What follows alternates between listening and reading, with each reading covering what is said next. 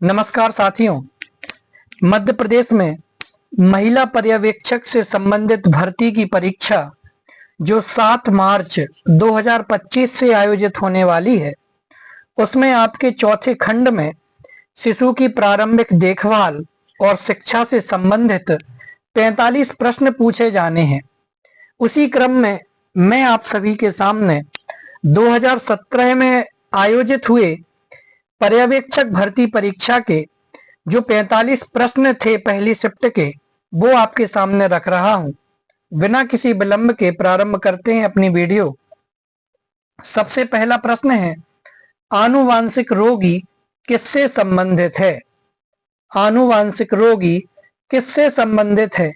Haemophilia से, hypertension से, fibrosis से या उपरोक्त में से कोई नहीं। किससे संबंधित है आनुवंशिक रोगी?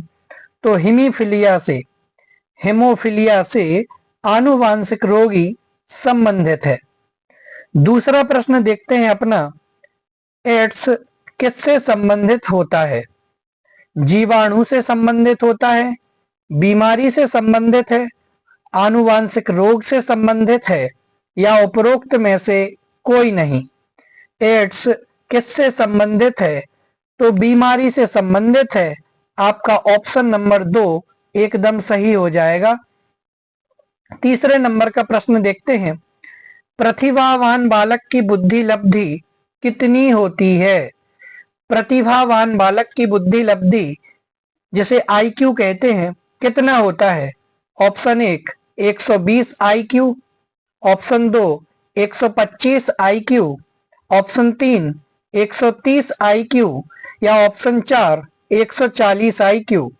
तो आपका ऑप्शन नंबर 4 एकदम सही हो जाएगा, 140 आईक्यू। चौथे प्रश्न की तरफ बढ़ते हैं, WHO का पूरा नाम क्या है? WHO का पूरा नाम क्या है? ऑप्शन 1 विश्व स्वास्थ्य संगठन, विस्तृत स्वास्थ्य संगठन, संपूर्ण स्वास्थ्य संगठन या उपरोक्त सभी। WHO का पूरा नाम क्या है? तो ऑप्शन नंबर आपका 1 सही हो जाएगा, विश्व स्वास्थ्य संगठन, जिसे इंग्लिश में वर्ल्ड हेल्थ ऑर्गेनाइजेशन कहते हैं। पांचवें प्रश्न की तरफ बढ़ते हैं, किंडरगार्टन पद्धति की शिक्षण सामग्री कौन सी है?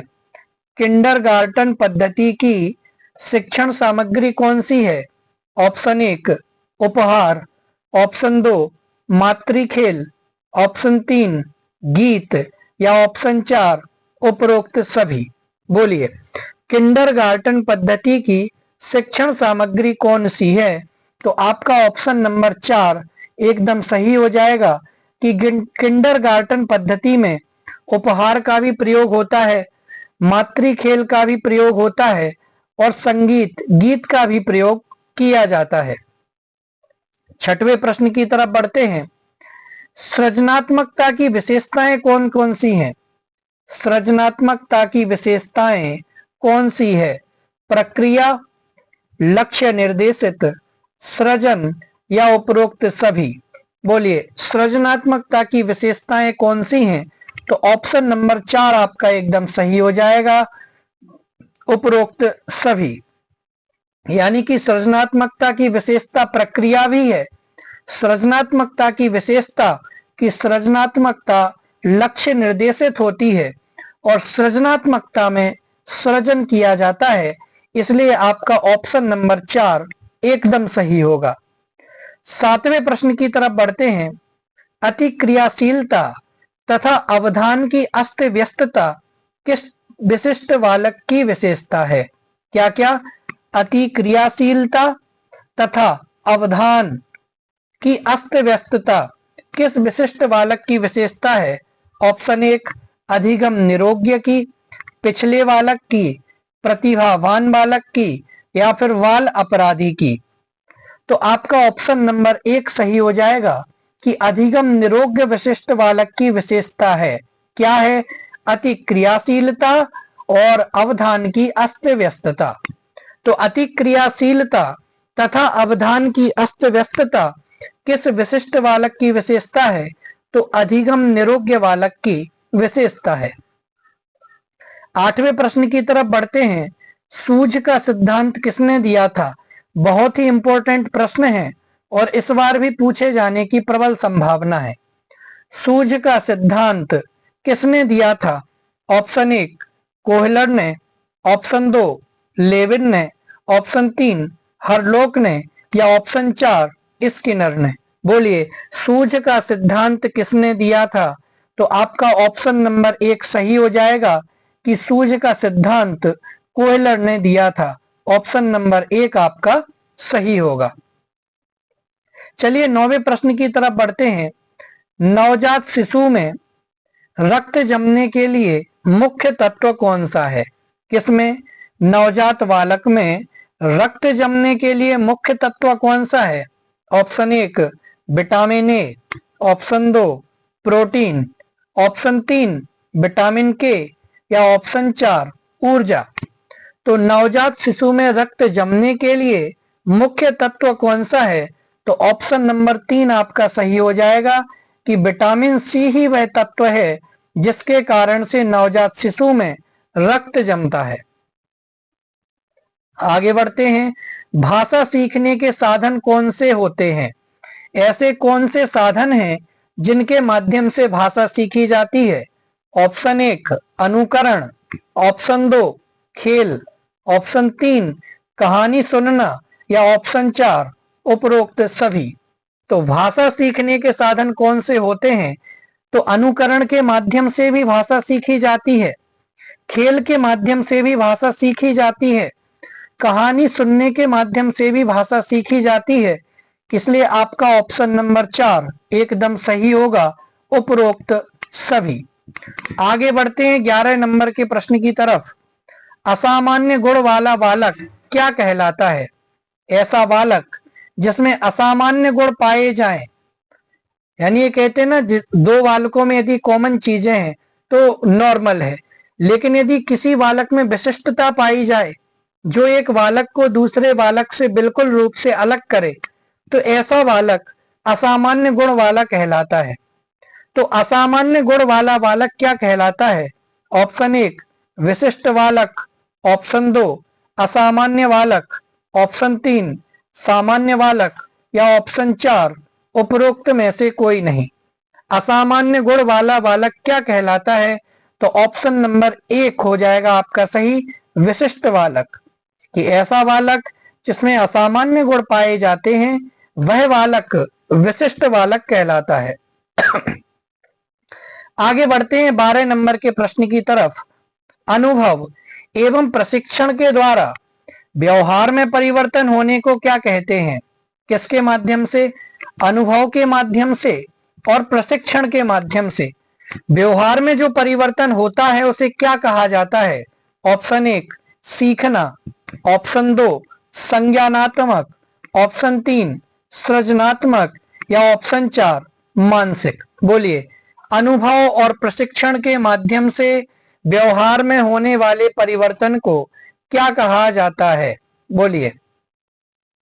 तो आपका ऑप्शन नंबर 1 हो जाएगा सही, सीखना। जी हाँ, अनुभव और प्रशिक्षण के द्वारा व्यवहार में जो भी परिवर्तन होता है उसे सीखना कहा जाता है।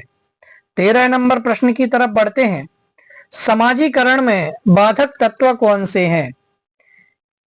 सामाजीकरण में बाधक तत्व कौन से हैं? ऑप्शन 1 माता पिता का व्यवहार, ऑप्शन 2 असुरक्षा, ऑप्शन 3 अनुशासन या ऑप्शन 4 उपरोक्त सभी। तो आपका ऑप्शन नंबर 4 सही हो जाएगा, उपरोक्त सभी। यानी माता पिता का व्यवहार भी सामाजीकरण में बाधक हो सकता है, असुरक्षा भी बच्चों को सामाजीकरण में बाधक हो सकती है और अनुशासन भी बच्चों को सामाजीकरण करने में बाधक हो सकता है। 14 नंबर प्रश्न की तरफ बढ़ते हैं। विकास किससे प्रभावित होता है? विकास किससे प्रभावित होता है? ऑप्शन 1 अभिभावक से, ऑप्शन 2 समाज से, ऑप्शन 3 वंशानुक्रम से या ऑप्शन 4 वंशानुक्रम और वातावरण से। तो विकास किससे प्रभावित होता है? तो ऑप्शन नंबर 4 आपका सही हो जाएगा कि वंशानुक्रम और वातावरण से विकास प्रभावित होता है। 15 नंबर के प्रश्न की तरफ बढ़ते हैं कि बीजावस्था किस अवस्था से संबंधित है? कौन सी अवस्था? बीजावस्था किस अवस्था से संबंधित है? ऑप्शन 1 डिंब अवस्था से, ऑप्शन 2 पिंड अवस्था से, ऑप्शन 3 गर्भस्थ शिशु अवस्था से, या ऑप्शन 4 उपरोक्त सभी सही होगा। बोलिए। तो बीजावस्था आपकी ऑप्शन नंबर 1 सही होगा कि बीजावस्था डिंब अवस्था से संबंधित है। आगे बढ़ते हैं, 16 नंबर का प्रश्न देखते हैं। ये 16 नंबर का प्रश्न कैंसिल हो गया था कि वंशानुक्रम का प्रभाव कौन सा है। ठीक है ना। चलिए 17 नंबर का प्रश्न देखते हैं। फिर भी एक बार प्रश्न देख लेते हैं कि वंशानुक्रम का प्रभाव कौन सा है। तो वंशानुक्रम का प्रभाव कौन सा है, पहली बात तो प्रश्न ही समझ में नहीं आ रहा है, इसके कारण से इस प्रश्न को कैंसिल किया गया था।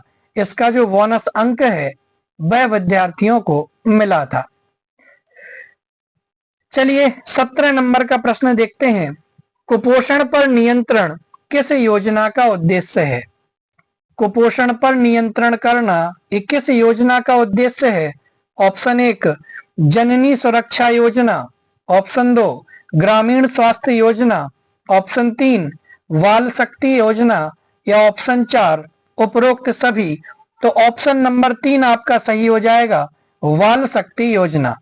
कुपोषण पर नियंत्रण करना यह बाल शक्ति योजना का उद्देश्य है। चलिए 18 नंबर के प्रश्न की तरफ बढ़ते हैं। मनो अभियान का उपयोग खाली स्थान अपराध के लिए किया जाता है।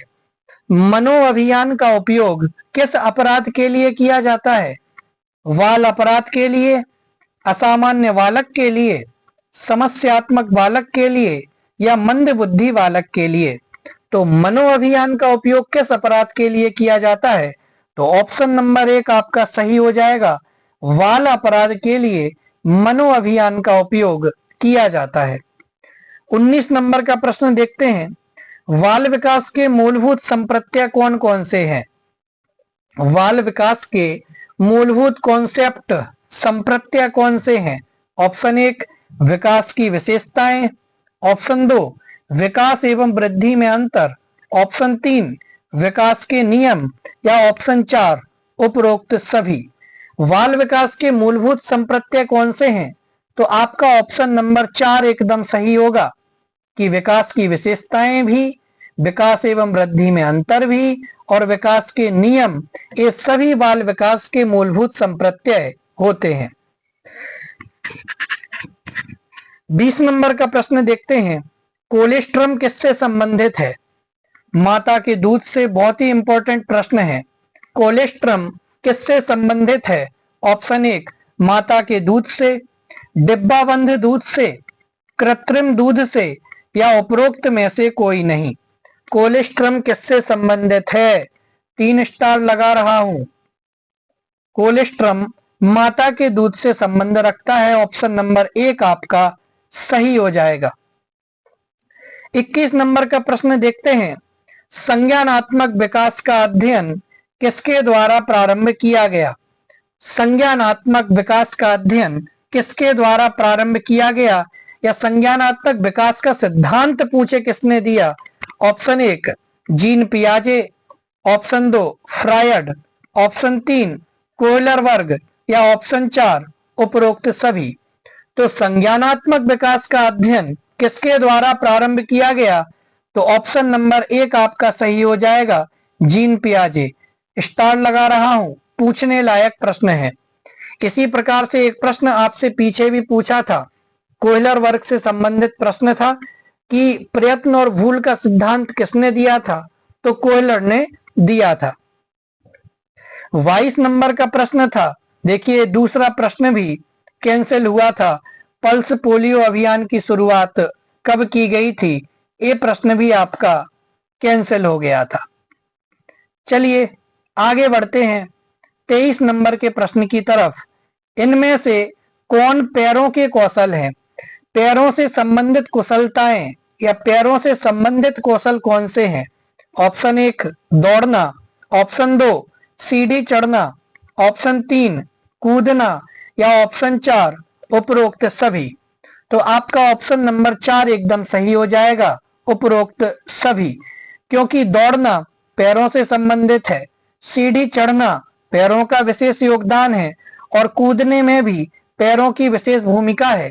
इसलिए पैरों से संबंधित कौशल में आपका ऑप्शन नंबर 4 उपरोक्त सभी सही हो जाएगा। 24 नंबर का प्रश्न देखते हैं। बालक के सीखने की प्रक्रिया को प्रभावित करने वाले तत्व कौन से हैं? ऐसे कौन से तत्व हैं जो बालक के सीखने की प्रक्रिया को प्रभावित करते हैं? ऑप्शन 1 प्रेरणा, ऑप्शन 2 पुरस्कार, ऑप्शन 3 प्रशंसा या ऑप्शन 4 उपरोक्त सभी। तो बालक के सीखने की प्रक्रिया को प्रभावित कौन करता है? ऑप्शन नंबर 4 आपका सही होगा, उपरोक्त सभी।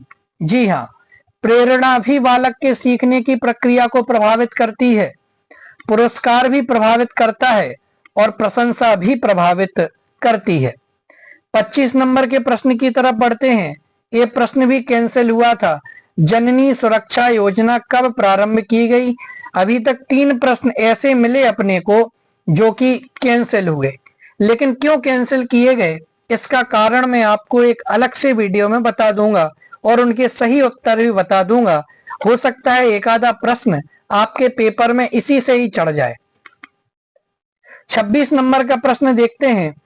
अंधे बालकों को शिक्षित करने हेतु विशिष्ट तरीका कौन सा है? जी हाँ, ऐसा कौन सा तरीका है जिसके माध्यम से अंधे बालकों को शिक्षित किया जाता है? ऑप्शन 1 चिन्ह, ऑप्शन 2 ब्रेल लिपि के माध्यम से, ऑप्शन 3 स्पर्श विधि या ऑप्शन 4 उपरोक्त में से कोई नहीं। तो ऑप्शन नंबर 2 आपका सही होगा, ब्रेल लिपि। जी हाँ, अंधे बालकों को शिक्षित करने हेतु ब्रेल लिपि का सहारा लिया जाता है। बहुत ही अच्छा प्रश्न है। 27 नंबर का प्रश्न देखते हैं अब। समस्यात्मक बालक कौन है? समस्या बालक है कौन है? ऑप्शन 1 चोरी करने वाला, ऑप्शन 2 झूठ बोलने वाला, ऑप्शन 3 माता पिता का कहना न मानने वाला, ऑप्शन 4 उपरोक्त सभी। तो समस्या बालक कौन है? तो भैया जो चोरी कर रहा है वह भी एक समस्या से परेशान, झूठ बोलने वाला भी झूठ से, और माता पिता का कहना न मानने वाला भी किसी न किसी समस्या से घिरा है। ऑप्शन नंबर 4 आपका सही होगा, उपरोक्त सभी। 28 नंबर के प्रश्न की तरफ बढ़ते हैं। प्रश्न क्या है? पूर्वशालीय शिक्षा के जन्मदाता कौन है? बहुत ही महत्वपूर्ण प्रश्न है।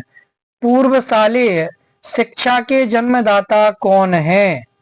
Option 1 mother Teresa, option 2 Macmillan बहन, ऑप्शन 3 गांधी जी या ऑप्शन 4 वंडूरा। पूर्वशालीय शिक्षा के जन्मदाता कौन है? तो ऑप्शन नंबर 2 आपका सही हो जाएगा, मैकमिलन बहन। जी हाँ, मैकमिलन बहन पूर्वशालीय शिक्षा के जन्मदाता हैं।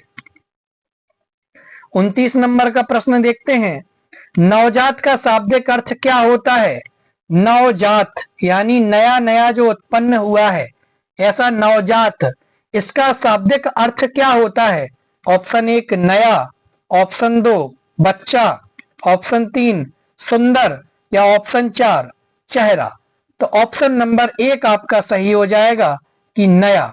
नवजात का शाब्दिक अर्थ क्या होता है? कि नवजात का शाब्दिक अर्थ होता है नया। नवजात शिशु की आयु कितनी होती है? ये प्रश्न भी आपका कैंसिल हुआ था। अब तक 4 प्रश्न ऐसे आ चुके हैं जो कि कैंसिल हुए थे। ये क्यों कैंसिल हुए थे मैं इसका कारण भी आपको अलग से बता दूंगा। चलिए 31 नंबर का प्रश्न देखते हैं। विशेष शिक्षाविद तथा स्कूल खाली स्थान बालकों के लिए है। किसके लिए है? विशेष शिक्षाविद की आवश्यकता और विशेष स्कूल किसके लिए हैं? ऑप्शन 1 सामान्य बालक के लिए, ऑप्शन 2 विशिष्ट बालक के लिए, ऑप्शन 3 स्कूल बालक के लिए, या ऑप्शन 4 उपरोक्त में से कोई नहीं। तो विशेष शिक्षाविद और स्कूल विशिष्ट बालक के लिए है, आपका ऑप्शन नंबर 2 एकदम सही हो जाएगा। 32 नंबर के प्रश्न की तरफ बढ़ते हैं। व्यक्तित्व संबंधित होता है, किससे होता है संबंधित? शारीरिक, क्रियात्मक, परसोना या संवेग? तो व्यक्तित्व किससे संबंधित होता है? तो परसोना से। जी हाँ, ऑप्शन नंबर 3 आपका एकदम सही हो जाएगा। 33 नंबर का प्रश्न जो है वह भी कैंसिल हुआ था। चेतना केंद्र विद्यालय शारीरिक विकलांग बालकों की शिक्षा हेतु कहाँ स्थित है? तो 5 प्रश्न कैंसिल हुए थे, यानी कि 200 में से 5 नंबर तो विद्यार्थियों को बोनस के मिले थे। आगे देखते हैं 34 नंबर का प्रश्न क्या है? गर्भास्थ में या गर्भावस्था में प्लासिकता का निर्माण कौन से सप्ताह में प्रारंभ होता है? गर्भावस्था में प्लासिकता का निर्माण कौन से सप्ताह में प्रारंभ होता है? ऑप्शन 1 6 सप्ताह है, ऑप्शन 2 8 सप्ताह है, ऑप्शन 3 10 सप्ताह है, या ऑप्शन 4 12 सप्ताह है। तो ऑप्शन नंबर 1 आपका सही हो जाएगा कि गर्भावस्था में प्लासिकता का निर्माण 6 सप्ताह में प्रारंभ हो जाता है। 35 नंबर का प्रश्न देखते हैं। हस्तशिल्प की शिक्षा दी जानी चाहिए। हस्तशिल्प की शिक्षा किसे दी जानी चाहिए? ऑप्शन 1 सामान्य बालक को दी जानी चाहिए, ऑप्शन 2 पिछड़े बालक को, ऑप्शन 3 मंदबुद्धि बालक को, या ऑप्शन 4 प्रखर बुद्धि बालक को। तो हस्तशिल्प की शिक्षा पिछड़े बालक को दी जानी चाहिए। ऑप्शन नंबर 2 आपका एकदम सही हो जाएगा। 36 नंबर का प्रश्न देखते हैं। स्वयं खाना, स्वयं कपड़े पहनना, ये किससे संबंधित कौशल है या किसका कौशल है? ऑप्शन 1 पैर के कौशल, ऑप्शन 2 हस्त कौशल, ऑप्शन 3 अन्य कौशल, या ऑप्शन 4 उपरोक्त सभी। तो स्वयं अपने ही हाथों से खा रहा है और अपने ही हाथों से कपड़े पहन रहा है, यह हाथों से संबंधित कौशल है। तो ऑप्शन नंबर 2 आपका एकदम सही होगा, हस्त कौशल। 37 नंबर का प्रश्न देखते हैं। प्रारंभिक बाल्यावस्था में बच्चा सीखता है, किससे सीखता है? तो प्रारंभिक बाल्यावस्था में बच्चा सीखता है किससे? अनुकरण से सीखता है, सूझ से सीखता है, संबंध प्रत्यावर्तन से सीखता है, या प्रेरक से सीखता है? तो ऑप्शन नंबर 2 आपका सही हो जाएगा कि प्रारंभिक बाल्यावस्था में जो बच्चा है वह सूझ के माध्यम से सीखता है। 38 नंबर का प्रश्न देखते हैं। बाल विकास का विषय क्षेत्र कौन सा है? बहुत ही इंपॉर्टेंट प्रश्न है। बाल विकास का विषय क्षेत्र कौन सा है? ऑप्शन 1 बाल विकास के सिद्धांतों का अध्ययन, ऑप्शन 2 बाल विकास के विभिन्न पहलुओं का अध्ययन, ऑप्शन 3 बाल विकास को प्रभावित करने वाले तत्व, या ऑप्शन 4 उपरोक्त सभी। तो भैया बाल विकास का विषय क्षेत्र ये तीनों के तीन सही हो जाएंगे, इसलिए ऑप्शन नंबर 4 एकदम सही होगा कि बाल विकास के सिद्धांतों का अध्ययन करना ये भी बाल विकास के विषय क्षेत्र में आता है। बाल विकास के विभिन्न पहलुओं का अध्ययन भी इसके विषय क्षेत्र में आता है, और बाल विकास को प्रभावित करने वाले तत्व ये भी इसके विषय क्षेत्र में आते हैं। प्रश्न नंबर 39 देखते हैं। मंद बालक सीखता है, कैसे सीखता है? विलंब से सीखता है, तेजी से सीखता है, तार्किक से सीखता है, या उपरोक्त सभी? तो मंद बालक तेजी से नहीं सीख पाएगा, तार्किक ढंग से नहीं सीख पाएगा, तो उपरोक्त सभी हो ही नहीं सकता। इसलिए ऑप्शन नंबर आपका 1 सही होगा, विलंब से, कि मंद बालक विलंब से सीखता है। अब ऐसा छठवां प्रश्न आ रहा है जो कि कैंसिल हुआ था कि नवजात शिशु की अवधि कितनी होती है, ठीक है ना। चलिए आगे बढ़ते हैं।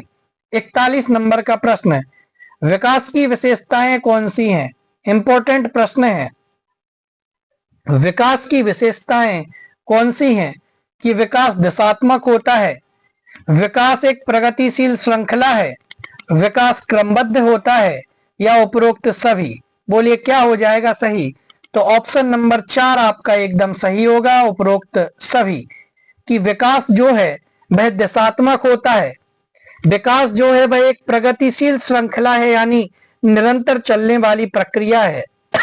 और जो विकास होता है वह क्रम में बंधा हुआ ही होता है। इसलिए आपका ऑप्शन नंबर 4 उपरोक्त सभी सही हो जाएगा। 42 नंबर का प्रश्न देखते हैं। विशिष्ट बालकों एवं महिलाओं की देखभाल हेतु राष्ट्रीय स्तर का कार्यक्रम है। विशिष्ट बालकों और महिलाओं की देखभाल के लिए राष्ट्रीय स्तर का कार्यक्रम है। सही, गलत, आंशिक सत्य या आंशिक असत्य क्या है? बोलिए। तो भैया ऑप्शन नंबर 1 आपका सही हो जाएगा कि DWCRA विशिष्ट बालकों एवं महिलाओं की देखभाल हेतु राष्ट्रीय स्तर का कार्यक्रम है। या इस बार प्रश्न ऐसे भी बना के दे सकते हैं कि विशिष्ट बालकों एवं महिलाओं की देखभाल के लिए राष्ट्रीय स्तर का कार्यक्रम कौन सा है? तो आपका ऑप्शन होगा DWCRA। 43 नंबर का प्रश्न देखते हैं। नवजात शिशु में लगभग कितनी हड्डियां होती हैं? बहुत ही इंपॉर्टेंट प्रश्न कि नवजात शिशु में कितनी हड्डियां होती हैं?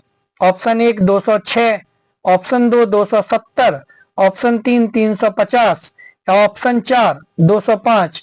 तो ऑप्शन नंबर 2 आपका सही हो जाएगा कि नवजात शिशु में लगभग 270 हड्डियां होती हैं। 44 नंबर का प्रश्न देखते हैं। स्थूल गतिविधियां तथा सूक्ष्म क्रियात्मक कौशल किससे संबंधित है? क्या स्थूल गतिविधियां तथा सूक्ष्म क्रियात्मक कौशल किससे संबंधित है? ऑप्शन 1 क्रियात्मक विकास से, ऑप्शन 2 शारीरिक विकास से, ऑप्शन 3 सामाजिक विकास से या ऑप्शन 4 संवेगात्मक विकास से? बोलिए। तो स्थूल गतिविधियां और सूक्ष्म क्रियात्मक कौशल क्रियात्मक विकास से संबंधित हैं। आपका ऑप्शन नंबर 1 एकदम सही हो जाएगा। और 45 नंबर का प्रश्न और आखिरी प्रश्न देखते हैं। सृजनात्मक विकास हेतु आवश्यक तत्व कौन सा है? संवेदन, चिंतन, कल्पना या उपरोक्त सभी? तो सृजनात्मक विकास के लिए आवश्यक तत्व ऑप्शन नंबर 4 उपरोक्त सभी सही हो जाएगा कि संवेदन भी सृजनात्मक विकास के लिए आवश्यक है, चिंतन भी सृजनात्मक विकास के लिए आवश्यक है और कल्पना भी सृजनात्मक विकास के लिए आवश्यक है। इस प्रकार से शिशु की प्रारंभिक देखभाल और शिक्षा से संबंधित 45 प्रश्नों को मैंने अभी आप सभी के सामने 2017 के पहली शिफ्ट में आए हुए प्रश्नों के माध्यम से रखा। कल फिर से मैं आपके सामने अन्य दूसरे प्रश्नों के आधार से महिला पर्यवेक्षक भर्ती की तैयारी कराऊंगा। आप हमारे साथ जुड़े रहिए। धन्यवाद। जय हिंद। वंदे मातरम।